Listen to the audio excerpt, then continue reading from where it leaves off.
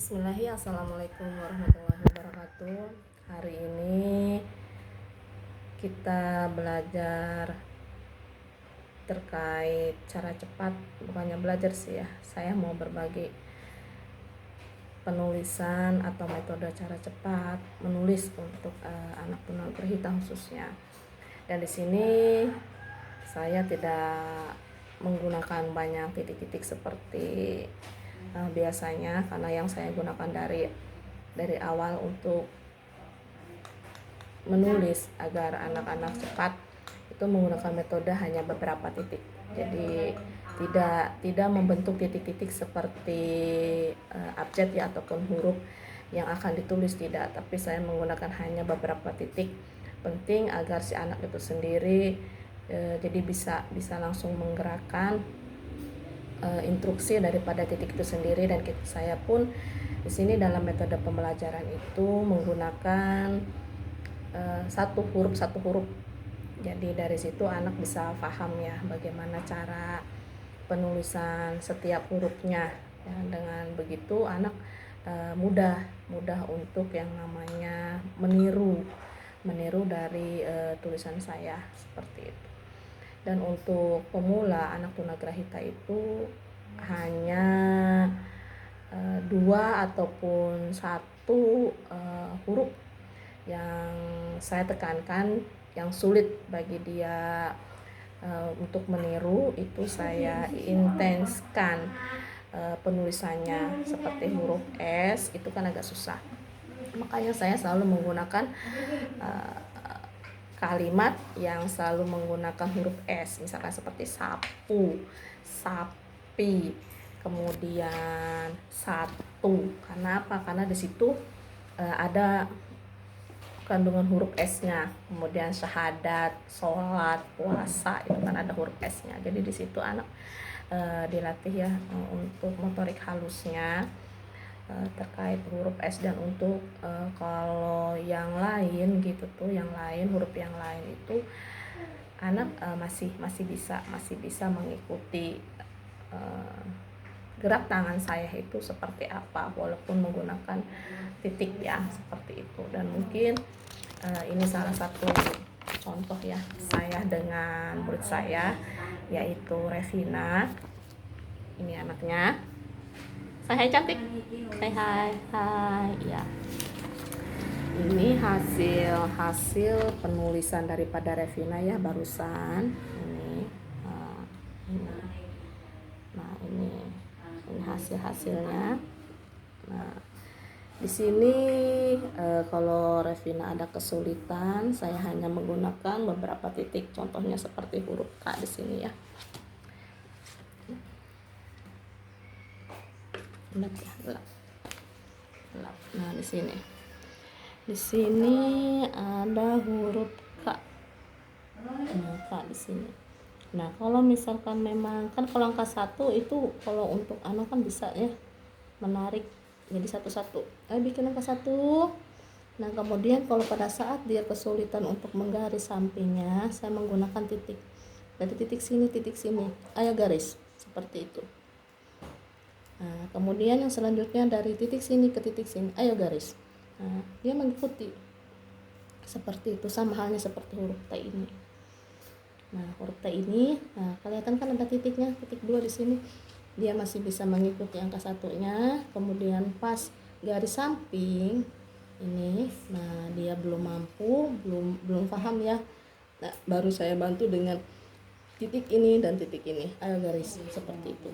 Dan Revina mengikuti instruksi yang saya katakan. Begitupun dengan abjad ataupun huruf-huruf yang lainnya. Saya selalu menggunakan trik seperti itu khusus untuk anak tunagrahita ataupun anak-anak yang kesulitan menulis ya, seperti itu. Dan karena memang saya dapat metode ini juga pada saat saya waktu itu mengajar anak SLD ya, disleksia awal itu banyak yang untuk menulis itu masih bingung, terbalik dan lain sebagainya. Dan saya menemukan trik seperti ini. dan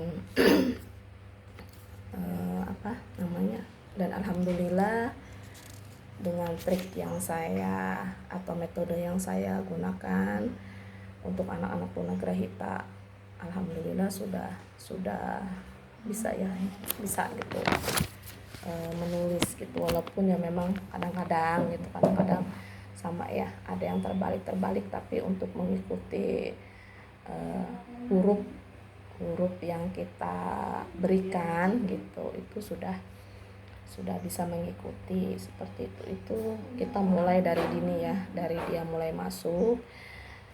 Yang digunakan metodenya itu hanya beberapa titik itu, tidak banyak titik, tidak, tapi hanya beberapa titik untuk menyambungkan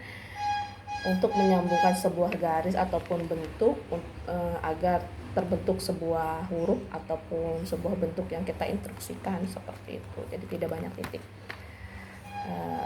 Dan satu lagi, kita memang untuk anak tunagrahita ini saya khususkan ya, maksudnya walaupun memegang misalkan 5 anak ataupun beberapa anak gitu tuh, kita tetap kelompokannya. Kalau misalkan memang dia yang berat, yang sama sekali tidak bisa memegang pensil ataupun apa, itu dipisahkan dengan anak yang memang sudah mampu memegang pensil seperti itu. Nah, nanti dikala kita anak sudah bisa memegang pensil itu kan bisa dipola dengan titik itu gitu. Ayo diinstruksikan titik ini dengan titik ini. Kemudian bagi yang belum misalnya megang pensil aja belum mampu gitu, itu diri kita difokuskan ke mereka gitu, diintenskannya kepada mereka bagaimana caranya untuk si anak itu bisa memegang pensil. Sedangkan untuk yang sudah mampu memegang pensil itu kan hanya menginstruksikan, ayo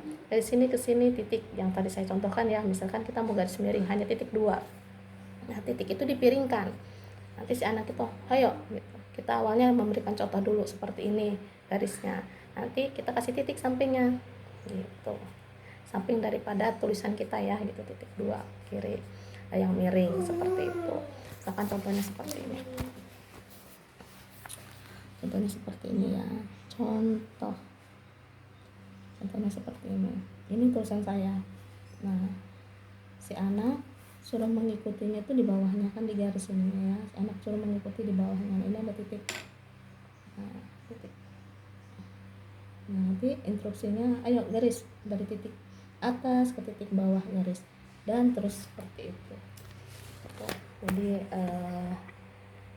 semoga ilmu saya berbagi trik di dalam pembelajaran khusus anak tunagrahita.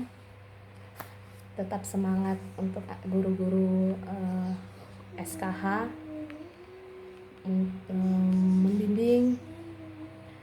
mendidik anak-anak yang memang membutuhkan bimbingan khusus seperti itu. Tetap semangat bagi kita semua.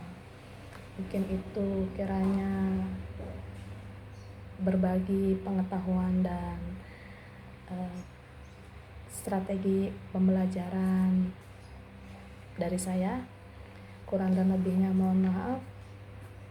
Komen, tolong saran untuk masukan kemajuan diri saya pribadi. Jangan lupa subscribe. Ditutup dengan billahi taufiq wal hidayah. Wassalamualaikum warahmatullahi wabarakatuh. Dadah.